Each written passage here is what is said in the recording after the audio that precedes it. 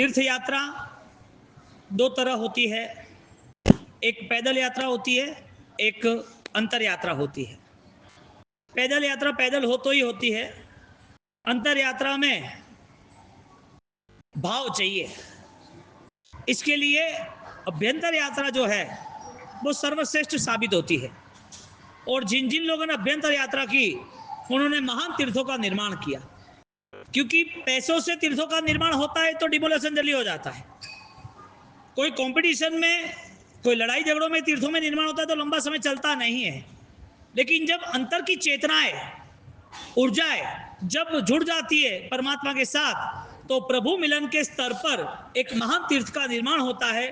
और वो ऐतिहासिक ऐश्वर्यवान सारे तीर्थ हमारे सामने हैं। 68 के 68 तीर्थों की यहाँ पर रूपरेखा बनाई। आचार्य भगवान जैन सेन सूरी महाराज साहब का ये सपना था और आज 68 तीर्थ का कार्य भी चल रहा है। 68 के 68 जो तीर्थ है उसकी भाव यात्रा इसके लिए है कि आज समग्र त्रिस्तुतिक जैन संघ के अंतर्गत सब जगह पर ये तीर्थों की वंदना कहीं ना कहीं अलग अलग तरीके से हो रही है। यहाँ पर नमो अरिहंताणम, ये जितने भी तीर्थ बनाए उसमें क्वालिटी है। पहला पद है नमो अरिहंताणम, तो नमो अरिहंताणम पद पर जो अरिहंत का रक्त वर्ण है वो लाल कलर के साथ सारा यहाँ पर डिजाइन सेट किया है। दूसरा सफेद कलर सिद्धाणम का, तीसरा उपाध्याय भगवंत का ग्रीन कलर, चौथा आचार्य भगवंत का पीला कलर और तीसरा आचार्य भगवंत का पीला कलर, चौथा उपाध्याय का ग्रीन और पांचवा श्याम वर्ण साधु का। यहाँ पंचवर्ण के साथ पूरा नमस्कार महामंत्र के 68 के 68 तीर्थ को यहाँ सेट किया है। और एक कलर जो है उसकी डिजाइन और दूसरी डिजाइन दोनों अलग है। तो जब 68 तीर्थ की भाव यात्रा हो रही है तो हमारे जीवन के अंदर कुछ संकल्प करने जरूरी है। और उस संकल्प के साथ यदि हम चले तो तीर्थ निर्माण जितना ही लाभ हमें मिलता है। आज जहां जहां तीर्थ तुम देख रहे हो वहां तुम्हें आनंद आता है और तुम चाहकर तीर्थ यात्रा पर मन बनाते हो कि भाई परिवार को लेके जाना है। तो जो तीर्थ के पीछे महापुरुषों ने बलिदान दिया है, योगदान नहीं बलिदान, वो तीर्थ की महिमा को लेके हमारी सोच किस दिशा में आगे बढ़ रही है। हम सिर्फ परमात्मा को देखते हैं, हम सिर्फ परमात्मा जहां विराजमान वो कलाकृति देखते हैं। जो मंदिर की डिजाइन से शिल्पकार उसने जो शिल्प बनाया है वो शिल्प ही देख रहे हैं। ज्ञानी कहते हैं जीव रक्षा से बढ़कर व्रत रक्षा धर्म रक्षा है, जीव रक्षा धर्म रक्षा उस दो के बढ़कर शासन रक्षा है। यानी कि दो चीज वो नॉर्मल हो सकती है, बहुत सारे लोग समझकर जो समझदार है वो अपना सकते हैं। जीव दया का पालन करना है वो जीव रक्षा का कार्य है, उससे भी बढ़कर पावरफुल धर्म रक्षा का कार्य है। इसके लिए जीव दया पालन होती है नॉर्मल, लेकिन उसके साथ साथ धर्म क्रिया में अपने मन को संकल्प के साथ जोड़े रखना, क्योंकि वो कल्चर जो है वो धर्म जी आराधना है, वो एक पहचान बन जाती है। धर्म की आराधना के कारण भी तुम जैन हो, तुम उपवास कर रहे हो, तुम्हारी क्रिया सही है, तुम प्रतिक्रमण कर रहे हो, तुम जमीन नहीं खा रहे हो, तो ये धर्म क्रिया रिलेटिव उस धर्म की पहचान होती है। तो हम जैन हैं या तो हम जैन आचार को अनुसरण करते हैं, वहां तक सीमित था। लेकिन शासन रक्षा जो है वो सर्वोपरि बन जाती है। उसमें कोई भी समुदाय, कोई भी व्यक्ति का ग्रुप, कोई समाज कुछ रेखा नहीं जाता। इसके लिए गिरिराज की जो रक्षा हुई, 16 अलग अलग अलग रीडेवलपमेंट जिसको जीर्णोद्धार कहते हैं, 16 जीर्णोद्धार हुए। और वो 16 जीर्णोद्धार में जब 16वां जीर्णोद्धार यहाँ पर तोलासा कर्मासा ये दोनों राजपुत्र उनके द्वारा हुआ। और जब 16वां उद्धारक हो रहा है तब परमात्मा आदिनाथ परमात्मा वो 7 बार श्वास लेते हैं। अब देखने जाओ तो पत्थर, और पत्थर में मूवमेंट कैसे आ सकती है, पत्थर मूवेबल कैसे हो सकता है, लेकिन देवाधिष्ट प्रतिमा थी। तो उसका पूरा इतिहास बना। 16 उद्धारक में जहां जहां भी डिमोलेशन हुआ, जहां जहां भी पूजा पाठ बंद हुई, जहां जहां आराधक बंद हुए, जहां जहां आक्रमण हुआ, जहां जहां तीर्थों का ध्वंस हुआ, वहां वहां कोई न कोई व्यक्ति लीडरशिप लेके आगे खड़ा रह गया, मुझे करना है काम। यह है तीर्थ रक्षा का कार्य। शायद जीव दया धर्म क्रिया शायद आगे पीछे हो सकती है, लेकिन जिसके हृदय में तीर्थ के प्रति सद्भावना है वो तीर्थ की सद्भावना उसे आराधक बना ही देता है। यानी कि शासन रक्षा उसकी पूर्व भूमिका उसके पास होती है।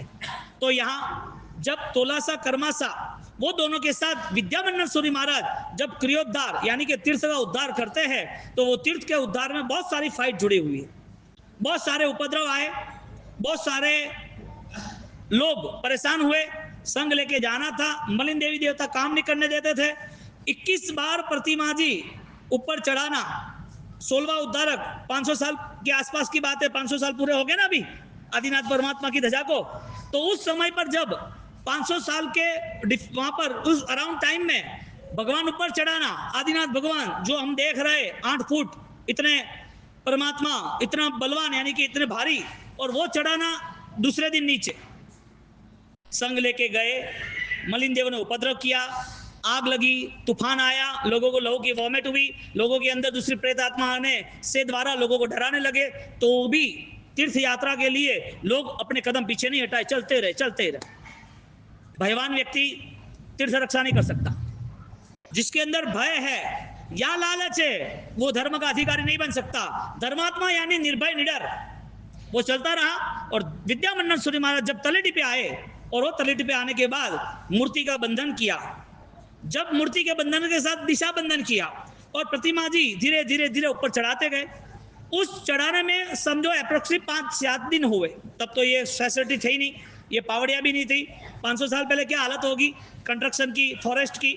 उस फॉरेस्ट विभाग की हालत के कारण ऊपर गए, ऊपर से रात को मूर्ति मलिन देव अपनी विद्या से नीचे ला देते। ऐसा 21 बार हुआ, और 21 बार में लास्ट में 3 दिन तक अठम करके वहां पर दिशा का बंधन करके, उस बंधन के अंदर यहाँ भगवान आदिनाथ, यहाँ विद्यामन्नन सूरी महाराज, पीछे उत्तर साधक राजपुत्र, वो सब काम करने लगे और वहां बाहर से भयंकर उपद्रव करते थे। लेकिन दिशा बंधन के कारण कोई भी यहाँ पर प्रॉब्लम होने की संभावना नहीं थी। लेकिन उसको चलित कर रहे थे किसी भी हिसाब से वो राजपुत्र वो बाहर आ जाए, लेकिन नहीं आ पाया, नहीं गया।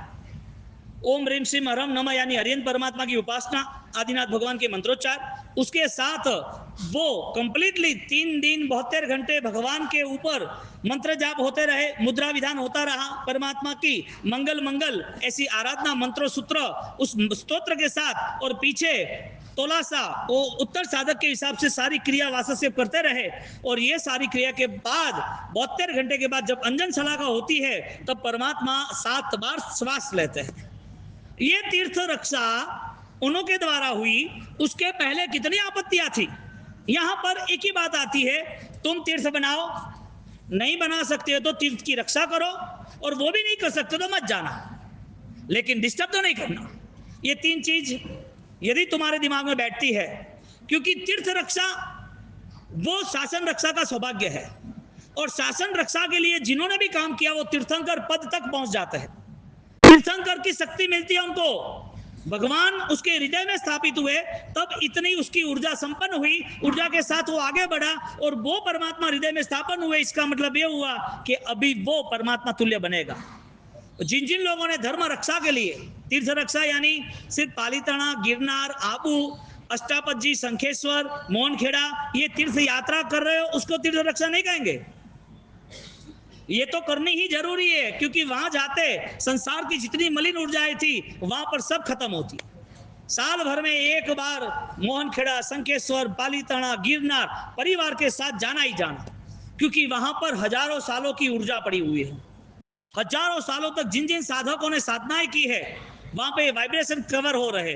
और वहां के जो वास्तु है, वो वास्तु हमारा इतना प्राचीन है, शिल्प शास्त्र आज वर्ल्ड भर में, दुनिया भर के अंदर वर्ल्ड वाइड से सारी चीजें मेंटेन हो रही है।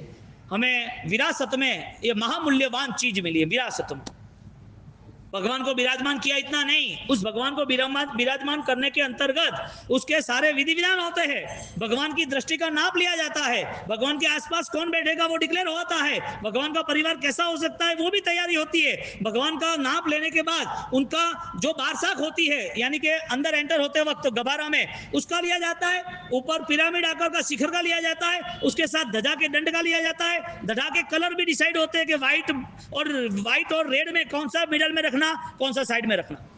ये सारी विरासत हमें परंपरा में मिली है, और ये विरासत के कारण इस तीर्थों में ऊर्जा है। इसके लिए ऐसे अमर तीर्थ आज हमारे आंखों के सामने है।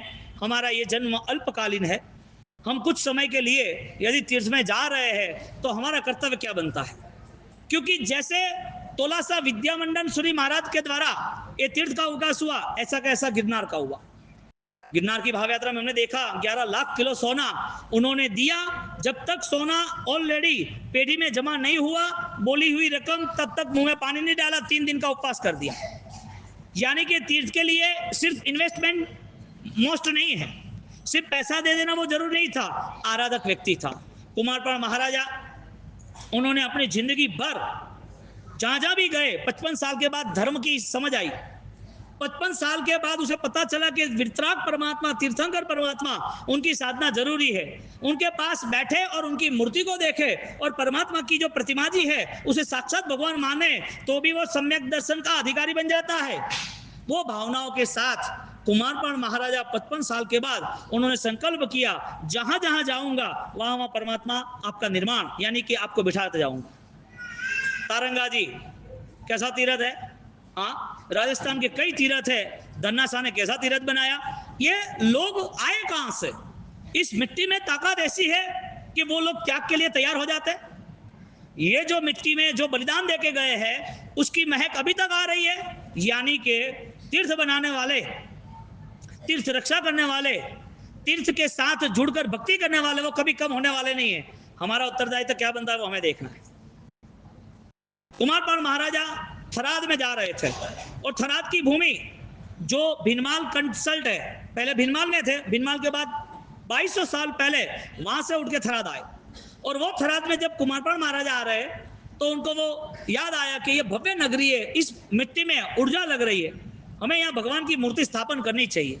वो ऑलरेडी जहां भगवान की प्रतिमा स्थापन करने के लिए खोदान करते हैं तो वहां से महावीर स्वामी भगवान, आदिनाथ भगवान, पालितरणाय उससे बड़े, जो मंडार में महावीर स्वामी भगवान है, रोड पे आप जाते हो तो आपको पता होगा, ऐसे भगवान थराद की भूमि से निकले।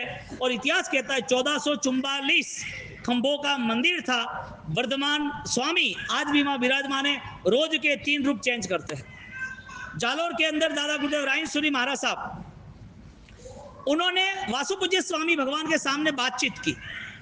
जो लोग भगवान में नहीं मानते थे, जिनको पत्थर ही लगता था, जिनको लगता था कि पत्थर के सामने तुम ये क्या कर रहे हो, दादा गुरुदेव रायन सूरी महाराज, उनका इतना आंतरिक तालमेल था, इनर कनेक्शन, तो उसको कहा कि तू चल साथ में, और सबको लेके चला।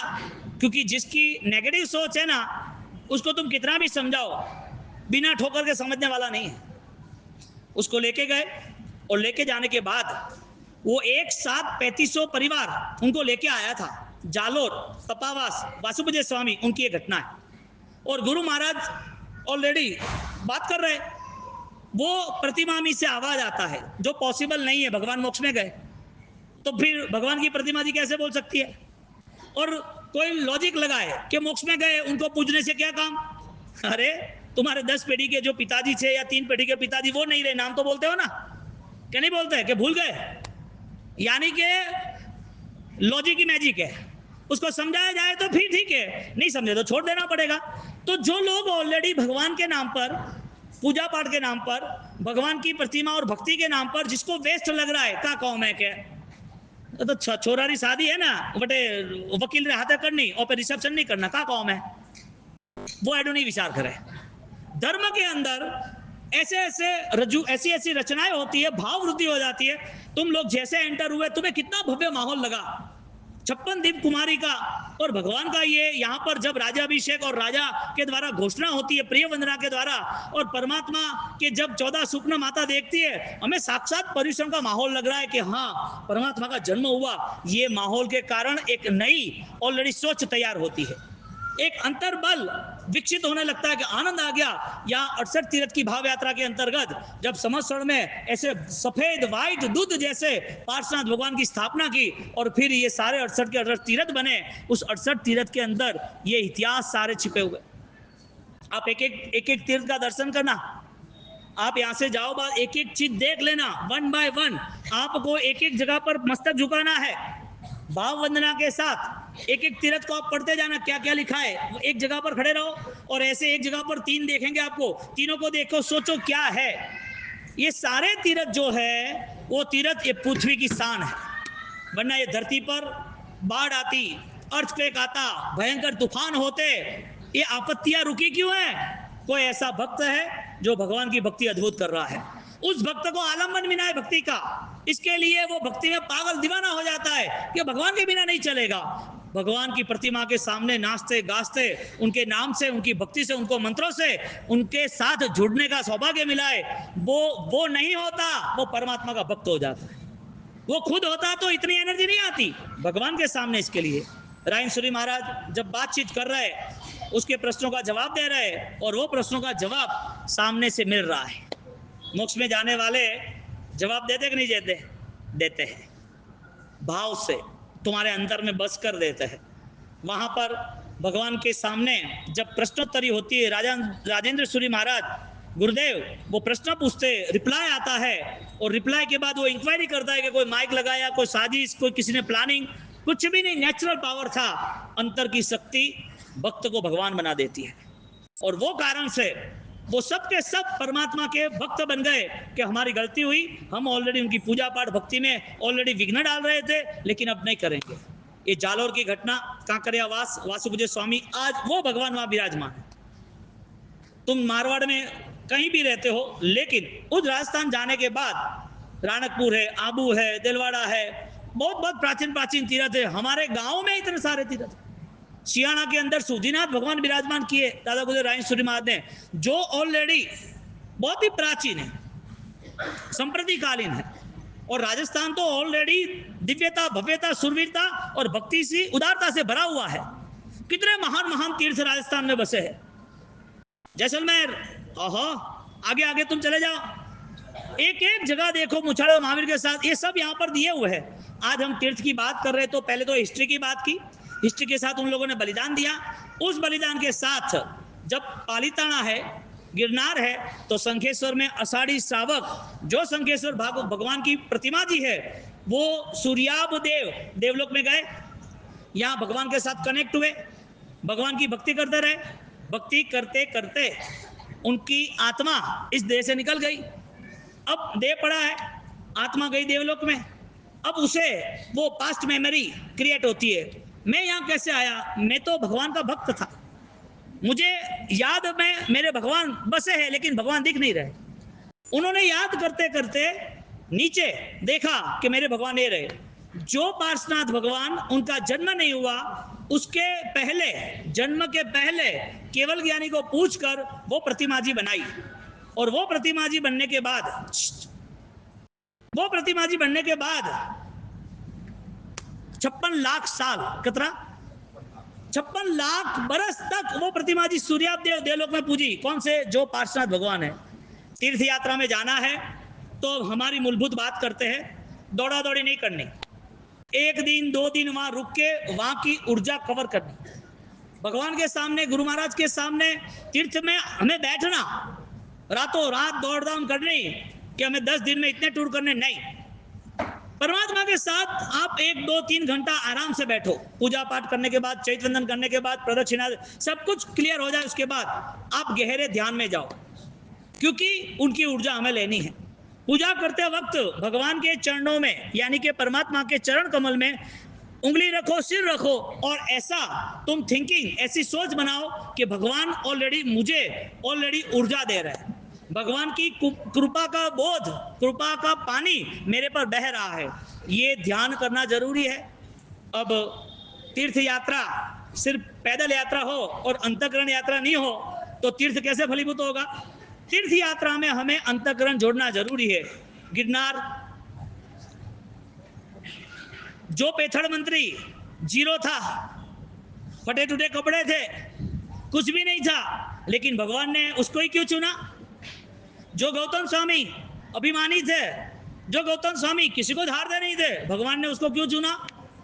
16 उद्धारक में पूरी दुनिया में शाश्वत गिरिराज के लिए किसका नंबर लगा? विद्यामंडन सूरी और कर्मासा तोलासा का। इसकी वजह क्या? तीर्थ के साथ ये लोग क्यों जुड़े? बहुत सारे लोग थे ना, क्यों नहीं जुड़ते? बहुत सारे लोग तो क्यों नहीं जुड़ते? यहां पर परमात्मा की परम कृपा होती है तो ही तुम्हें अवसर मिलता है। यानी कि तुमने कुछ किया है वो सोचोगे तो यहाँ खत्म हो जाओगे। मैं कुछ नहीं करता, मुझे कराने वाले मेरे देव गुरु धर्म है, उनकी आशीष होगी, उनकी कृपा होगी तो ही मेरे से होगा। कहीं पर भी हम रुके हैं, कहीं भी हम धर्म में एक कदम नहीं उठा सकते, तो उसमें हमारी सोच नहीं है, उसकी मंजूरी नहीं है। हम क्या सोचते हैं कि हमसे कुछ नहीं होगा, हम नहीं कर पाएंगे, नहीं कर पाएंगे तो 200 वर्षी तब कैसे हो रहा है? जो सिद्धि तप में है सब 90% ऑलरेडी फर्स्ट टाइम है। 90% सिद्धि तप वाले 90% फर्स्ट टाइम है। चौथी बारी पूरी हुई, कल ब्यासना, परसों से छठी बारी शुरू होगी। तो नहीं होता है कौन बोलता है, और कराता है तो कौन कराता है? ये अंतःकरण की यात्रा है। मुझे मेरे परमात्मा के समक्ष अष्ट प्रकारी अष्ट द्रव्यों के साथ बैठना है। वो ऑलरेडी तीर्थ यात्रा की एक महिमा, यानी कि हमें धर्म रक्षा के लिए जुटना है। तीर्थ रक्षा के लिए क्या करना? तीर्थ रक्षा के लिए क्या करना? तन मन धन सब कुछ न्यौछावर करना। कैसे? तन के आधार पर हम तीर्थ की आसाधना न करें। अन्य क्षेत्रे कृतम पापम तीर्थ क्षेत्रे विनश्यति, तीर्थ क्षेत्रे कृतम पापम वज्र लेपो भविष्यति। हम यहाँ कितने भी पाप करें, कितने भी पाप हो जाए, अनजाने जाने कहीं पर भी, संसार है, 18 पाप कहीं ना कहीं लगने वाले, वो सारी स्थिति तीर्थ यात्रा पे गए सब क्लियर। लेकिन वहां जाकर तुम्हें खरीदी भी करनी है, तुम्हें रात को भी खाना है, तुम्हें फैसिलिटीज एसी रूम भी चाहिए, तुम्हें घूमने फिरने जाना है, कोई सोचना नहीं। एक तरफ यात्रा करना, एक तरफ रात को बाहर खाना, ये शासन हिलना का बड़ा महान पाप है। शासन रक्षा का जैसे बड़ा महान पुण्य है, इसी तरह सबसे बड़ा पाप कौन सा?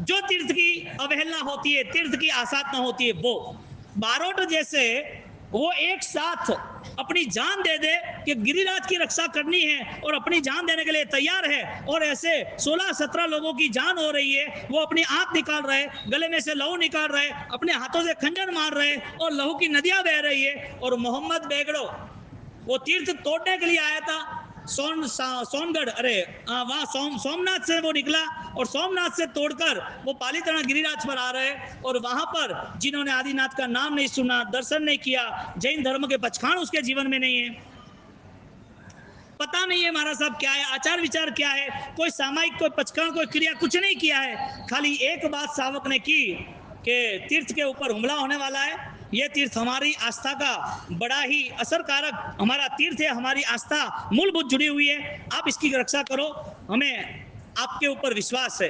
रात को मीटिंग होती है, सब लोग नाम लिखाते हैं, मैं मरूंगा, मैं बलिदान दूंगा। क्या तीर्थ के लिए उन लोगों ने अपना जज्बा दिखाया होगा?